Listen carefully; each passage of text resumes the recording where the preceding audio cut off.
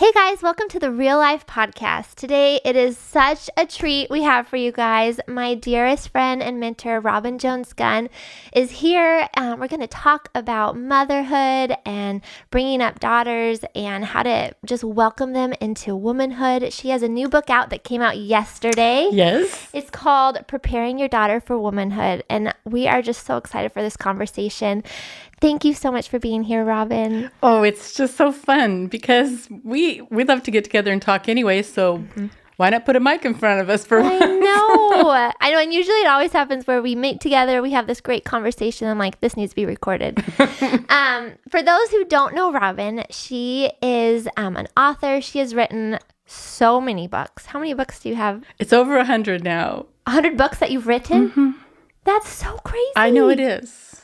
But I've been at it for a long time, so that is so amazing. Yeah. And fiction and nonfiction. And her series, the Christy Miller series, is how I started to really walk with the Lord. So I feel like Robin has just kind of mentored me, discipled me my whole life. And then when I came to Maui for an internship, she and her husband Ross moved here, and she came into our church's office one day. Yeah. And I was like, you look so familiar. I feel like I know you. And then all of a sudden it just clicked, like, oh my gosh. And this is before Instagram. This is before Twitter, like before you could know people, kind of. And so I just remember, like, you're the author on the back of this book that has led me to Jesus. And so it was fun. It was so cool. So we've just been really good friends ever since. You know what I just realized? That was 10 years ago this week. This week? 10 years ago. Wow. I just did the math. That's really crazy. It is so amazing. You guys have been here for 10 years. 10 years. And then we moved here in December. And then you guys came 2 years after that, maybe, or three. Maybe, yeah. Yeah. My math is off. But that is amazing. Okay, so tell us about your new book. Okay, I'm going to hold it up. Yes, please do. Because I'm just so pleased with how it turned out. This beautiful cover. And it really has that sense of celebration as the way that I wanted it to come across. Preparing Your Daughter for Womanhood, a guide for moms. I wanted to write something that would be a one-time answer. I have questions all the time, emails all the time. Spend time with young moms and they just don't know who else to ask. And so I felt like if I have a book that I can give you, it will have what you need. And what I wanted to tell them was they need a guide to know when their daughter is a tween and she's starting to show that her body is changing and that mom gets frightened. She doesn't know, how do I enter in and tell her what's going to happen with her body and all the changes and make it so that she feels really affirmed and comfortable and celebrated and sees that this is a sacred time to honor that God made her this way. Right. And all these moms I've talked to for years and years, they get paralyzed. That's the moment where they think, I had a terrible, bumpy journey into my adolescence and I have no role models. I don't know how to do this. So, that was the motivation to write Preparing Your Daughter for Womanhood, so that there would be the foundation laid and old chains broken from the past, whatever they had gone through, and fresh new starts for this generation. That's what I want. Well, and I think it's so amazing that you have moms even asking about that, because when I think about it, I feel like it's just like a part of life. Like, oh, when you are this age, you get your period. And you either know about it from health class or your mom, had mentioned it. And then it just spurs on you and it happens. And then it's like, okay, this is how it is. And so I love that moms are even thinking, how do I walk this out? How do I talk to my daughters about this? Because you and I had talked too, it seems like so much in America, we just outsource everything. Yeah. We send them to church for the spiritual side, to public schools for education. And not that any of that is necessarily bad, but I feel like it's just, it's like we don't really think about it. It's just what we do or what America has done. And so I feel like within that, girls becoming women and starting their periods and changing, that we've just assumed that that's just like outsourced. Not my job. Yeah. Like It's just natural for her to figure it out on her own. If she has questions, she can come to me. But yeah, exactly. And so to help moms understand that this is your golden moment, because if you establish the relationship at that point so that she knows, oh, my mom is the one I can go to and ask questions. My mom sees me. She cares. She's there for me. That can be established in the heart of an 8-year-old girl, a 9-year-old girl, so that when she's 12 and she has her first crush, or then like, I want to tell my mom what I'm thinking or feeling, or my friends at school said this, and I don't know what that means. But if that is not established at that early place, then I think there's so often a message in that young girl's heart that it's up to her. I'll go Google it. I'll go ask my friends. I'll wait until they have a topic at school in health class or something, and then and I feel really strongly that this is a time for moms to enter in and celebrate. Yes. To celebrate. What do we do for celebrating? Hey, you got your driver's license? Let's give a cheer. You graduate from high school. Let's have everybody over. But with women in our culture, we do a really good job of celebrating. Oh, you're getting married. Let's have showers. Let's have parties. Let's really celebrate. You're entering into a sacred covenant relationship. And we want to come around you as your women and affirm that. Oh, you're having a baby. This is sacred. It's new life. We want to have a party and celebrate. But that first point, when her body's changing and she's confused and like, what's going to happen next? Where are the aunties and the moms and the sisters and that affirmation, even if it's just a mother-daughter, just the two of them, or if the girl is more like, no, I want the whole family to come, gather around. This is the time to establish a tradition, because we just don't have that tradition in our culture. Right. Well, and I think when I think about it, I feel like there's so much, I'd love for you to talk about this. I feel like there's so much shame around it. Like it's something that is dirty. It should be hidden.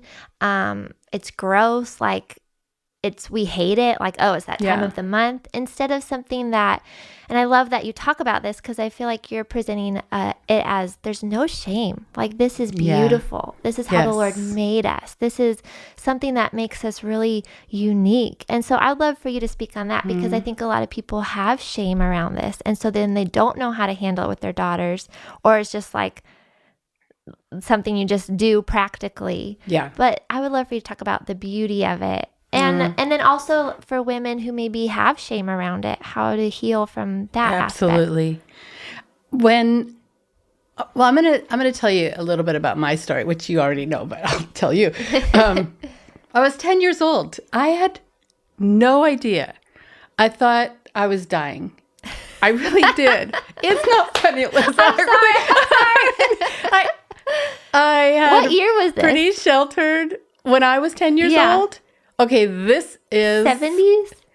No. 60s? No, it was 60s. Okay. It was, yes. So the secrecy was still hovering over all of that. And they had begun classes in the school with health ed or whatever it was, but they didn't have it until you were like 11 or 12. So, so second day when I'd gone through all the Kleenex I could find, I finally went to my mom and I said, I'm bleeding. And she said, well, go get a Band-Aid. And I said, I don't think it would help.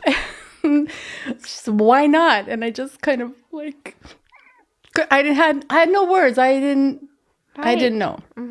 And she said, don't you know what that is? And I felt shame immediately. Right. Totally. Like, oh, I'm responsible to be educated on, and so she said, just go to your room, close the door. And again, that affirmation of, and as I'm walking away, she's saying, oh, the curse is on you. And I'm like, what did I do? Why am I cursed? What happened? And it was such a traumatic sense that I had failed, that I was wrong, that I was not doing something right. She came in with the supplies and a little pamphlet that was stapled together with a rusty staple. And I was shocked to find out I have eggs inside of me and what was happening with my body.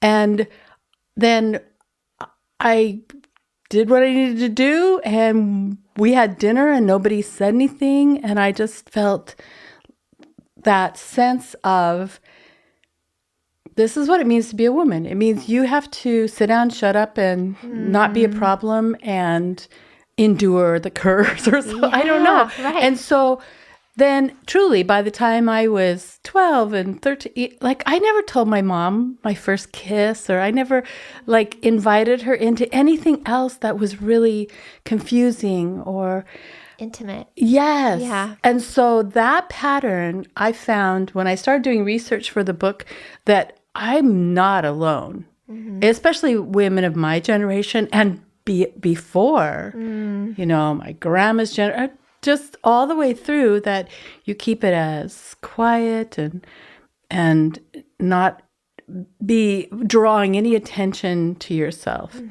And stories even of young women who had so much pain and they couldn't tell their mom. And finally, when they got to a doctor, there was something seriously wrong that needed to be medically addressed, but they couldn't even tell their mom that. So that's where I felt that there needed to be something that says we have to remove that shame. And we have to come alongside it as we see from God's word, Psalm 139, that he created us. He formed us in our mother's womb, and that we're miraculously made, to communicate that to a preteen girl and let her know that what's happening is really a gift. So when our daughter was 9 and I knew all the signs were there, it won't be long, I planned a party for her, just the two of us. And she loved tea parties and music and dancing. And so I entered into what was important to her and set up, went to the bakery, got a little cake, and just had a little gift bag with little body spray and panty liners and just the essential things to have this little womanly party. So I wrote out made an invitation. I put it on her pillow the night before. And when you come home from school tomorrow, we're going to have a party, just you and I. And so when she came down the stairs, I have the music playing and a little tea party set up in the living room. And she sat down and said, "Why are we having this party?" And I said, "I want to be the one to welcome you to womanhood." And she goes, "What does that mean?" I said, "Oh, let me tell you." And then it was very natural. And I had Psalm 139 there, and I read to her and how God sees her, and how this is this beautiful thing that God has made a woman's body to potentially nurture and bear new life. And she said, "But men can't do that." I said, "No, they can't. Only a woman's body can do this." And she said, "Even angels can't do that." Wow. I go, "Wow, you get it. This is a sacred, gift that a woman's body, and this is how it happens each month, preparing and being ready, and all of the rhythms of the, spiritual life, learning the rhythms and the seasons, and being aware that even your body is in sync with that." So that changed the trajectory for the women in our generation. There was no shame. Right. There was no sense that it was so secret she couldn't come to me. And that made it so that we could enter those teen years, which are bumpy for every mother and daughter. And we had plenty of bumps, but there was already a foundation laid that she said later, she's in her 30s now, and she said, I knew that you cared. And that was enough to feel like, well, I don't know how to deal with this or talk to my mom, but I know she cares. That's just so important. Yes, that is so good. So, practical question. Did you do it? Did you wait till she started her period, or did you just Nope. Okay, you just I saw wanted the her to be signs. ready. Okay, yeah, that is so good. It is good, and for like the signs is that when a young girl starts, when her breasts begin to just bud a little, develop, however you want to call it, then it's usually within 2 years after that, that menstruation begins, and that so you have that kind of clue, like it's coming. And it can be any age. We know that. It can be really early, 10. It can be 14. And it's still, that's the rhythm of that young girl's body. But to have her feel equipped and ready. And, you know, in the book, I talked about some moms who they love shopping online. So after they'd had this conversation starter with their daughter, then they went online and it's like, well, what do you want to try? And what, because there's so many options now of different things. And when I read that, I realized this is what we're doing as moms. We're not having the talk, like, sit down, I have to tell you. Right. Be ready, your body's going to change and you need to wear deodorant and, you know, like making and that feels so intimidating for all of us. Yes. Yeah. And I think you should start shaving your legs and here's a razor. Go figure it out. It's it's a different way of coming alongside and saying, I'm not having the talk. I'm starting the conversation. And this will continue the rest of your mother will be your mother the rest of your life. Yeah. Your daughter will be your daughter the rest of your life. So why not establish those foundational pieces so that it's a lot easier to go on to the next season and the next season. Right. And what a gift it is to give our daughters this gift of beauty. In the world, I feel like there's so much shame. I love that. There's so much shame in general. There's so much shame over women. And so for us as women to stand up and to proclaim the goodness of the Lord with like, this is beauty. This is how this is where the beauty of the Lord meets us. This is how we as women are created in his image and in his likeness. And this is the gift that we get to bear and that we get to give. And for moms, like that is part of our calling, to pour that over our daughters, like to lead them into that, because no one else will. And so that's our job. And I love that you wrote it in a book so that we can have the resource to look at it and to be like, hey, how did Robin do it? Or what are different ideas of how to go about it? I don't know. For me, I always need something to look back on and like highlight and say, oh, okay, this is how to go about it. So another aspect of this, I think we talked about it. Yeah. I think for a lot of women, maybe they haven't had moms who have done that well to them. And I think you talked about as you were writing, you had to heal from how your mom treated it. So can you talk a little bit about that too, for moms who there was a lot of shame, and so how to heal from that and to work on that and forgive their moms to break the ties. Right. Yeah. So I'll be honest, when I started writing the book, I had all the research ready. And I jumped right in and I thought, well, I'll just start telling my story. And as I did, I realized I had this really cluttered heart. The clutter was over grudges I was holding against my mom. She never nurtured me. She had the opportunity. She could have really entered in. And we have such a complicated and tangled relationship. Why didn't she care about me? So I really had to do a lot of processing of those stages of forgiveness, because I think forgiveness is a process. And I think when the Lord reveals information at one point, don't ignore it, but just dig in and deal with that. And there have been 2 or 3 times in my life when the Lord just revealed something really clear where I was holding an account out against my mom, and I had to forgive her. I had to release it. One of the times was the Lord. It came from a movie, Sleepless in Seattle, and there's this great scene where Rita Wilson is talking about this old movie from the 50s, and they were supposed to meet at the Empire State Building, but she didn't show up, and he came to meet her, and he comes in her apartment, and she has a little blanket over her little shriveled legs, and it's just the best. Everybody knows that scene. I had this really spiritual moment with that, because I realized that is possibly how my mom is emotionally damaged, mangled, whatever, to the point where I keep going to her and I have this expectation, like, get up, hug me, come on, be in relationship with me. And she's simply emotionally not capable.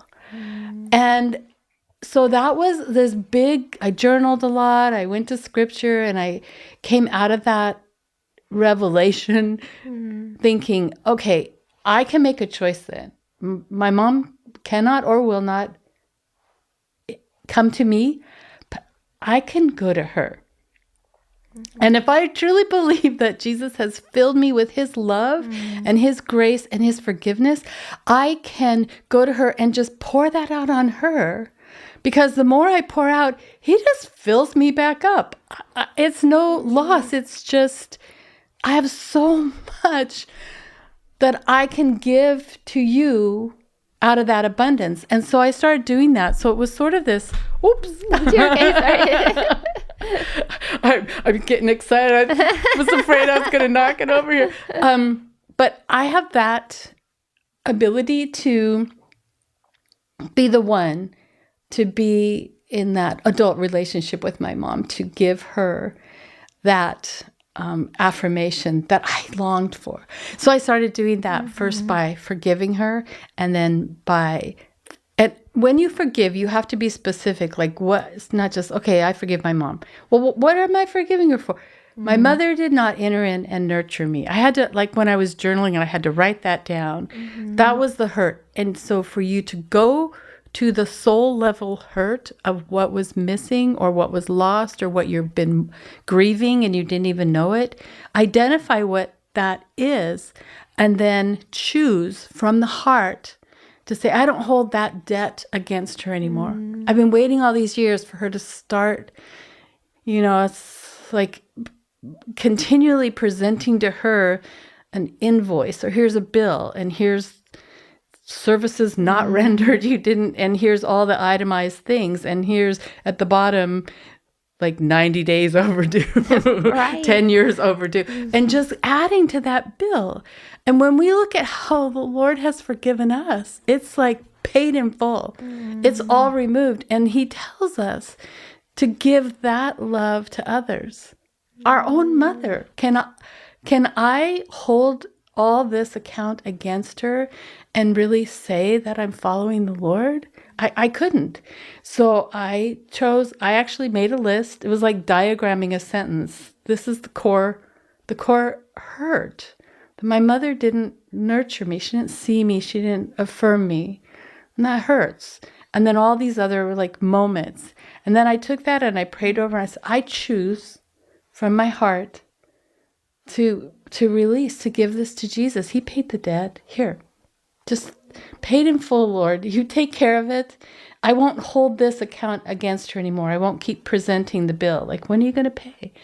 And that was such a freeing moment. I was in my late 30s or early 40s. And then that was the moment when I chose to be the one to go to her, to say, I love you to her, which was something I had not grown up hearing. But that I could say to her, because I did. You're my mom. I love you. God told me to honor you. How can I honor you? How can I give to you in an extraordinary way because of the love that Jesus has given me? So that's the kind of foundation of being able to have the relationship clear, so your heart is uncluttered. Otherwise, you go through the rest of your life expecting your mom to do something she's maybe never going to be able to do. And the really sweet thing about it, you guys, is that it took a long time, but it got to the point where my mom on phone calls would start saying, I love you back. I would end the call, I love you, Mom. And for years it was, And then that one, I remember that day, I wrote it in my journal, which is, I love you too. And now my mom's still alive, and there's a tenderness and a sweetness that has been established. So when you choose to forgive, it will free you up. Then you're unencumbered when you enter into preparing your daughter for womanhood. Because the other thing that will happen if you don't do that is you will have in your conversations or in your facial expressions just those little things that your daughter will pick up, that there's a grievance against your mom, or that you're harboring something there. And that generational shame stuff just keeps going. You don't want to do that. Stop it. Yes. Get free in yourself. And I mean, truth be told, I went to a Christian counselor at one point with some things that I could see, but I couldn't get to the bottom of it. I couldn't understand. And I went 3 times. This wonderful counselor that was like, had the ability to just shine the flashlight right on where the dark little deep root. It's roots of bitterness. That's how Scripture explains it to us, that to be careful to not let a root of bitterness grow down deep. And when you have to dig it up by the roots. So there's work to be done. And so to circle back, when I started the book and I started writing my story and realized this is one more phase of releasing any past hurt with my mom, and it was transformational all over again. And then I could write the book with everything you need, because it wasn't my memoir. It was to give moms what they need. And then the very end of the book, I added my story. So it felt like everything flipped, where the focus was on how to help the moms now who need to get a new tradition established.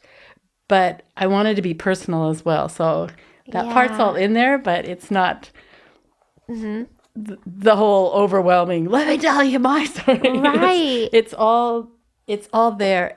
So to just summarize that, if you as a mom have not gotten your heart uncluttered and you have not made peace with your past, it's going to be a lot more difficult for you to enter in with your daughter and make this passage into womanhood a time of sacred celebration, affirmation. You need to do whatever it takes. Go to a friend that's really close and trusted that you can open your heart to. Go to a qualified counselor. Go to that quiet time with the Lord where you dig really deep and let His Spirit show you. Because, wow, what a powerful gift you will then be giving to your daughter and to the next generation and the next generation. Yes. And we want to be women of grace and hope, not shame. And it's true. There's so many that don't have good relationships with their moms. And so I love that you're talking about this, and that it's not something to fear. It's not something to dread, but it's like the Lord is inviting you to healing. And it takes hard work, but the Lord is with you in it. And that is such a gift to give to your daughter, that and I remember you saying this, you and Rachel, you were like, I'm cutting this tie. We are stopping this legacy of shame and destruction, and we're going to start a new one. And what a gift to give our daughters, if that has been your story. I would love for you to talk too about maybe you have a mom that is awesome and who loves the Lord, and because we love talking about that. Jeff and I's heart is multi-generational and bringing parents, grandparents as much into your life as you can. And I love your ideas. Just how do we bring grandmas or aunties or, our friends into the opportunity to pour into our daughters? Well, and when you said, I would love to hear you, and I thought, I'd love to hear you talk about this a little bit too, because I know you have some really good insights in this whole arena as well. So jump in anytime to your interview.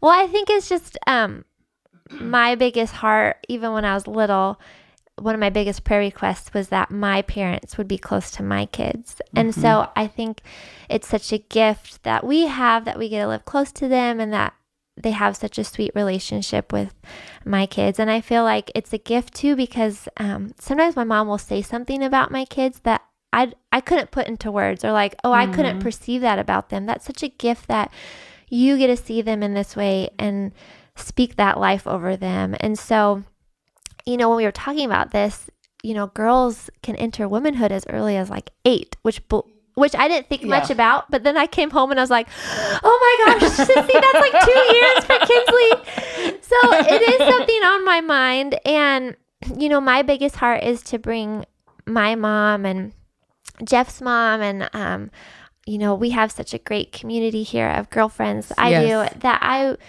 would love to speak over Kinsley. And I think that's such a gift, that it's not only the mom, but and I know, you have to know your daughter and what's special to them. And, but I want her to know too, like, she can go to my mom, and she can go to you, and she can go to some of my dearest girlfriends who love the Lord. And, because I think it is such a gift. Like, sometimes my friends speak life over my kids that just bring me to tears. And because sometimes as a mom, we love our children, but sometimes it's like, I don't really like them right now, or like, I'm having a really hard time seeing the good. All I can see is this problem. And so it's really important for us as moms to have that covering and community too. And so the gift it is to invite them into bringing up our daughters too. Absolutely. My closest friend during that season of life when Rachel was in her tween years, my closest friend took her for her first pedicure and just made it a really special, like, I'm just going to tell you some of the tips on being a woman and just having your posture and your, I don't know exactly all that they talked about, but I just remember when Rachel came home, she felt so filled up that someone was pouring into her and caring about this awkward season and helping it be smoother and more delightful. We actually had a party that my daughter wanted to host, a little party for a friend of hers, because she knew that her mom wouldn't have any kind of celebration for her. Kind of combining, there were 2 friends, one that at school had just started and was terrified, and Rachel walked her to the nurse's office, and Rachel said to her, "Did your mom not have the Welcome to Womanhood party yet for you?" And the girl goes, "What? What's happening to me?" And Rachel came home and she goes, "I thought every mother did that, like, really made it so special." Sweet. And so then there was another girlfriend that she knew with the situation that the mom. So we had a little party at our house and set up a little something. And Rachel was the one, as she was a teenager then, and she was like a big sister saying, "I want to be the first to welcome you to womanhood and just have the giggles and the talk and the here's the gift bag with all the sweet little feminine things." And so that coming together in community at whatever level, whether it's number of women or number of peers. In the book, I was able to break it down, like, here are the ideas on how you can do it. So pay attention to your daughter. What's her love language? Does she do everything with a best friend? Well, then, are you close with the mom? Could the 2 of you moms get together? And that's what one set of moms did, and they went to this fancy lunch. Then those 2 girls had each other as the moms are talking, and they knew, well, I can go to my mom or I can go to my friend's mom. They established that crisscross kind of relationship. There's examples in the books of church groups that have, for the 5th grade girls, they have a girls' slumber party, and they have speakers come, and they do a little cooking class in the morning on healthy cooking and things. So it's sort of making that, now you get to be more responsible for your body, and here you get free deodorant sample. And you get, just those, like, we're going to come alongside as a church body and like as a group of women. And what one of the women who told me about that stressed was that we just want to start the process or start the conversation, but we want the moms to take it from there and say, "So how did you feel about that? And what did you think when they were saying this?" Or be able to continue that conversation. It's limitless. Women are creative. Women can do beautiful, amazing things. But why don't we at this season of life? Right. Why don't we say, we're going to come along and look, all our daughters are in this age bracket, and we're going to make it feel so normal and natural. One of the chapters is titled Normalize Respect. And I felt that was so important because young girls need to know how they should be treated, what to expect, all of the safety, precautions of how to be touched or how their body. They need to have that in a conversation that doesn't feel terrifying or like they've already have to think of, did I do something wrong? Or right. And so to protect them, but to normalize respect, this is how you deserve to be treated. And so when you can do that in community, then there's a whole cluster of young girls who have that same foundational understanding of, no, you may not treat my friend like that. Right. No, and you don't get away with stuff that would just be part of our society that rolls into their lives, and they think, oh, well, I don't have any power to say anything. Right. So, well, and I'm thinking what you're saying, what a powerful time that this message is coming out. Because I just think, not only the shame factor, but then there is so much that goes in the unseen. So much on the phone, so much online. And now during COVID, like, kids aren't, they're doing Zoom calls and all these things. There is so much that a girl could keep hidden that could would feel shame or feel like I couldn't share that with somebody, or just so much. And so to be able to have the conversation younger and to have that community. And I think we as women need to be talking about, you are worthy. You are valuable. Yes. We do not allow ourselves to be treated in certain ways. Exactly. And to take back, who the message of who is a woman, how does the Lord view women? We are worthy and valuable, and we're strong and we're brave. And this is how, and to have the opportunity too, to say, this is what womanhood is about. Exactly. And to take it back from all the sides, right? It's not like we can do anything a man can do.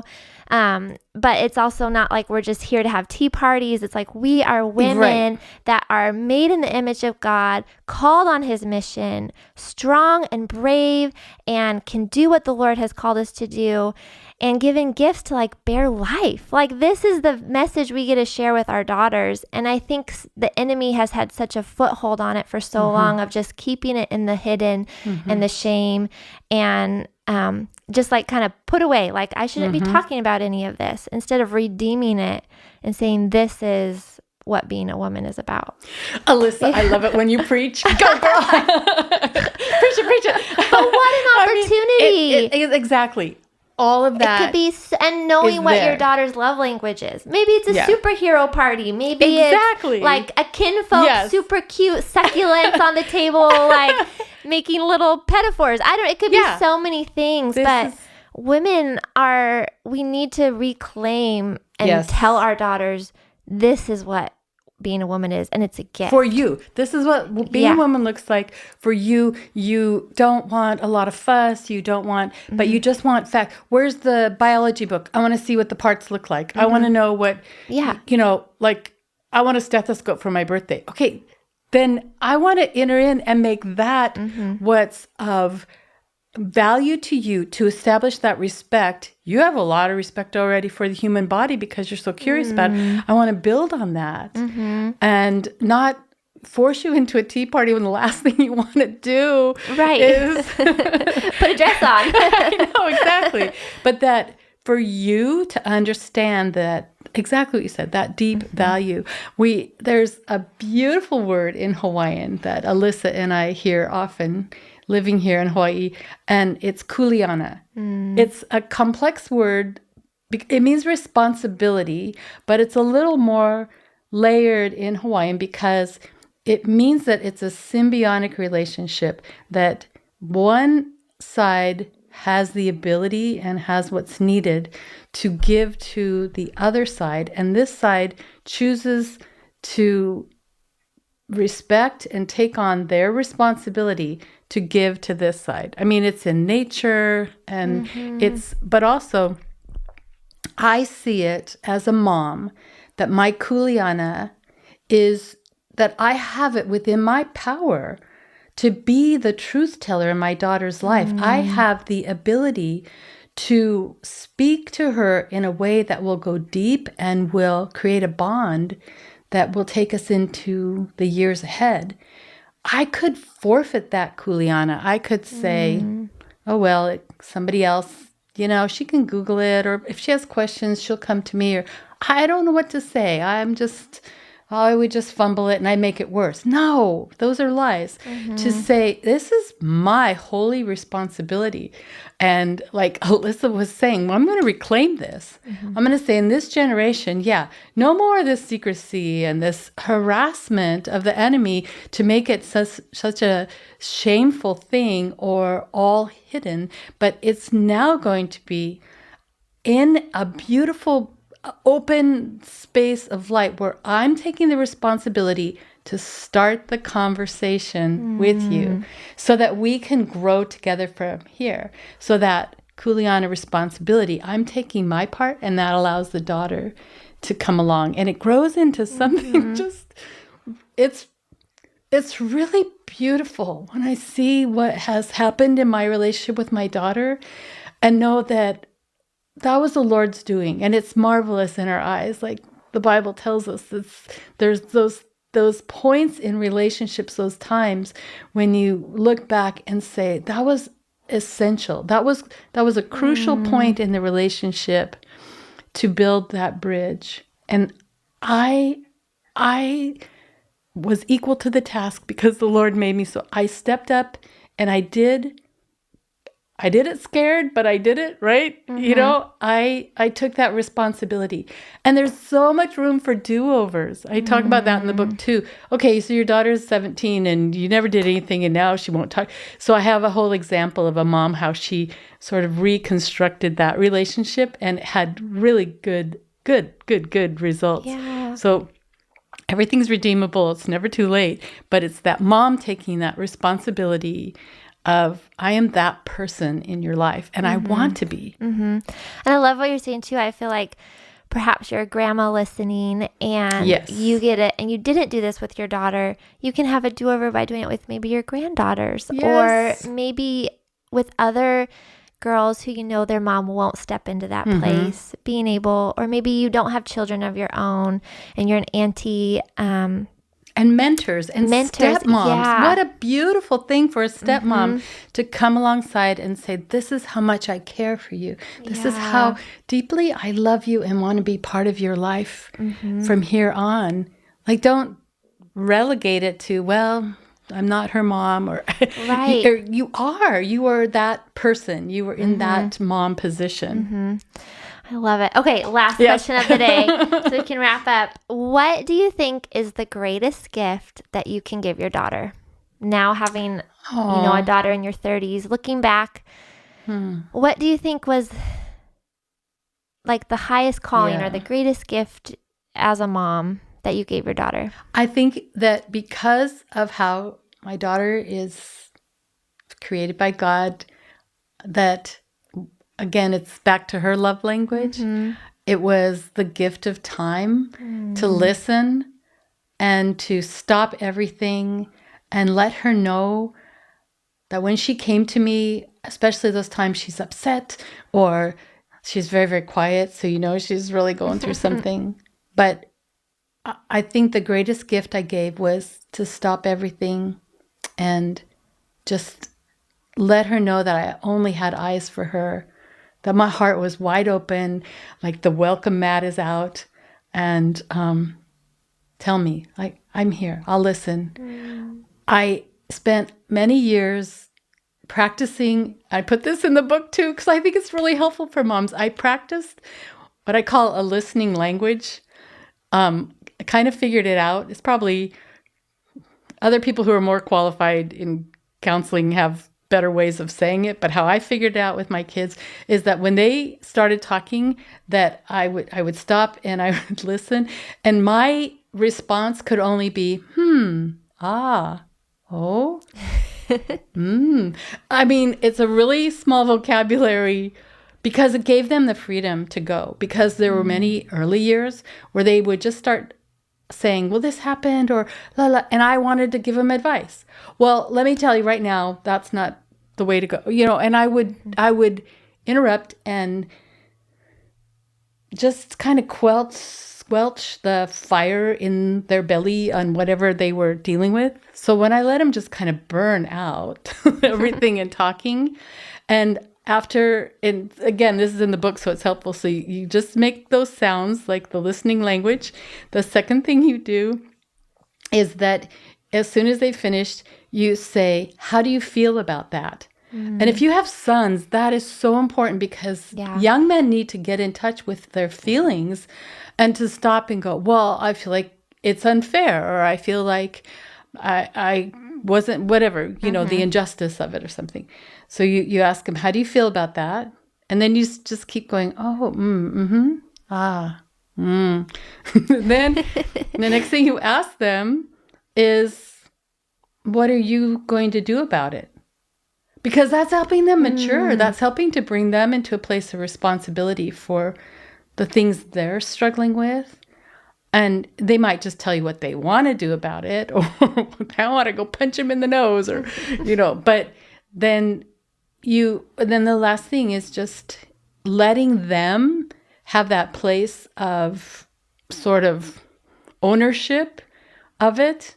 And you just let them know, well, let me know if you need any help, but it changed how my kids would come to me. And this is more like teenage years. We're kind of jumping to the next. And I'm trying to visualize that book with my 4-year-old. But it is starting with just the beginning being available thing of being listening. Available. And then letting them have that sense of being heard. Don't we all want that? Yes. We want to be wanted. We want to be valued. We want to be heard. So that's the best gift I think a mom can give. And so important. I feel like it's so important to hear, and so good, because I feel like often I can be going about things and get just so focused on the next task. There's so much to do. I need to keep up with this and this and this and this. And so I think I love hearing that from you, to just remind myself, right, all that matters is my child's heart. Yes. Not the laundry, the dishes, they will always being out be the door on time. That'll just take its course. But when I get to, my 60s, my 70s, and I look back, I want to know that I invested in my kids, and that they knew that I loved them above anything, anything household related, work related, that they were valued and listened to and supported and loved. So here's why it's so important. If it's a human need, and if our children don't find that with us, they will look elsewhere for it. It's our kuleana. It's our responsibility. Yeah. I love that. Well, Robin, thank you so much for being on today. So tell us real quick, where can people find you, and where can people pick up your book? Yes. RobinGunn.com, RobinGunn.com. And I have an online shop that is the ChristyMillerShop.com, ChristyMiller shop. You know how to spell shop.com. And actually what my shop manager did is she entered a promotional discount code that's Alyssa, ALYSSA. So if you go to ChristyMillerShop.com and you at checkout type in Alyssa, then there's a 10% discount on whatever you get in the shop. So we have free downloads that will help moms, and we have the Christy Miller books, of course, and my nonfiction books, and then this brand new one just came out, Preparing Your Daughter for Womanhood. So great. Thank you so much for being on, Robin. Thank you guys for joining us. Thank you. I would love to hear your feedback. So let us know what stood out to you today, what you loved, any questions you have. Thanks so much for joining us.